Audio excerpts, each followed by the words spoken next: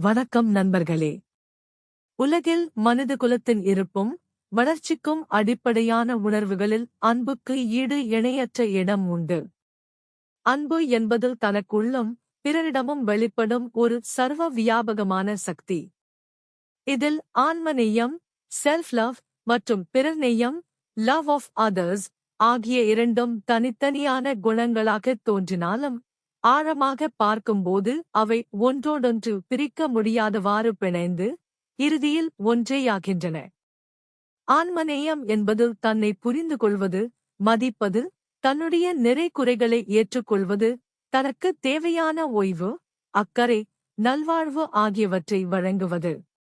இது சுயநலமல்ல, மாறாக தன்னை கவனித்துக் கொள்வதன் மூலம் மனதளவிலும் உடலளவிலும் ஒருவன் ஆரோக்கியமாக இருக்கிறான். ஒருவன் தனக்குள்ளே அமைதியையும் சந்தோஷத்தையும் கண்டடையும் போதுதான் அந்த உணர்வுகளை பிறருடன் பகிர்ந்து கொள்ள முடியும். ஒரு வற்றாத ஊற்று பிறருக்கு நீரளிப்பது போல ஆன்மநேயம் நிறைந்த ஒருவரால் மட்டுமே உண்மையான நிபந்தனையற்ற அன்பை பிறருக்கு வழங்க முடியும். தன்னையே நேசிக்கத் தெரியாதவன் பிறரை உண்மையாக நேசிப்பது கடினம். ஏனெனில் தன் மீது அன்பு இல்லாதபோது அவனுக்குள் ஒரு வெற்றிடம் இருக்கும். அந்த வெற்றிடத்தை பிறரின் அங்கீகாரம், அன்பு ஆகியவற்றின் மூலம் நிரப்ப முயற்சிப்பான். இது உண்மையான அன்பு அல்ல, எதிர்பார்ப்புகளின் அடிப்படையில் எழும் உறவு. மறுபுறம் பிறநேயம் என்பது மற்றவர்கள் மீது அன்பு, கருணை, இரக்கம், பரிவு காட்டுவது. இது தன்னுடைய தேவைகளைத் தாண்டி பிறரின் தேவைகளையும் உணர்வுகளையும் மதித்து அவர்களுக்கு உதவுவது. பிறர்நேயம் என்பது சமூக நல்லிணக்கத்திற்கு மிக அவசியம். பிறர் மீது நாம் காட்டும் அன்பு அவர்களுடன் ஒரு ஆழமான பிணைப்பை உருவாக்குகிறது. இது மனித உறவுகளின் அடிப்படையாக அமைகிறது. பிறர் துன்பப்படும் போது துணையாக நிற்பது, அவர்களின் மகிழ்ச்சியில் பங்கெடுத்துக் கொள்வது, சமூகத்திற்கு பங்களிப்பு செய்வது போன்ற செயல்கள் பிறர்நேயத்தின் வெளிப்பாடுகளே. ஆன்மநேயமும் பிறர்நேயமும் எவ்வாறு ஒன்றோடொன்று கைகோர்த்துச் செல்கின்றன என்பதற்கு பல எடுத்துக்காட்டுகள் உண்டு. நாம் ஒருவரை உண்மையாக நேசிக்கும்போது அவர்கள் மகிழ்ச்சியாக இருப்பதைப் பார்க்கும்போது நாமும் மகிழ்ச்சியடைகிறோம்.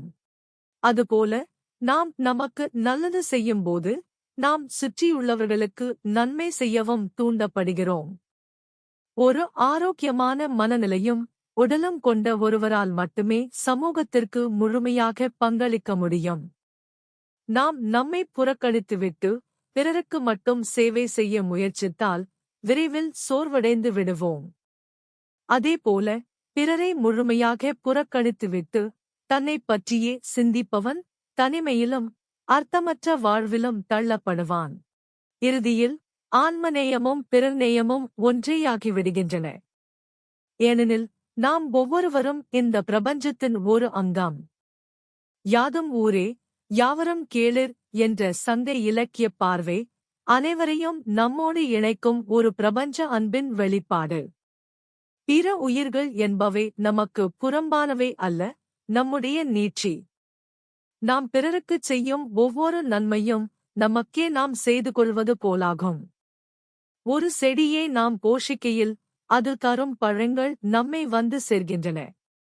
அதுபோல பிறர் மீது நாம் காட்டும் அன்பு ஒரு வட்டம் போல நம்மைச் சுற்றியே வந்து நம்மை நிறைக்கிறது. அத்வைத தத்துவத்தின்படி அகம் பிரம்மாஸ்மி, நான் பிரம்மம், அதாவது அனைத்திற்கும் மூலம்.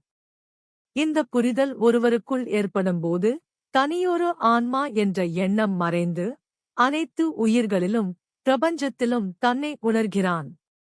அப்போது தனக்குச் செய்யும் அன்பு பிறருக்குச் செய்யும் அன்பிலிருந்து வேறுபடுவதில்லை. சர்வமும் பிரம்மம் என்ற நிலையில் தன்னையும் பிறரையும் தனித்தனியாக பார்ப்பது சாத்தியமில்லை. ஆன்மநேயம் என்பது பிரபஞ்சத்தின் ஒரு சிறிய பிரதிபலிப்பு. அந்த சிறிய பிரதிபலிப்பின் மூலம் பிரபஞ்சத்தின் முழுமையான அன்பை உணர்வதே பிறர்நேயம். ஆகவே ஆன்மநேயம் என்பது சுய அக்கறையின் ஆரம்ப புள்ளி. அதுவே காலப்போக்கில் விரிவடைந்து பிற உயிர்கள் மீதான கருணையாக, அன்பாக, சமூக பொறுப்பாக மாறுகிறது. நாம் நம்மை நேசிக்கும்போது உலகத்தை நேசிக்க கற்றுக்கொள்கிறோம். உலகத்தை நேசிக்கும்போது நம்மை இன்னும் ஆழமாக நேசிக்கிறோம்.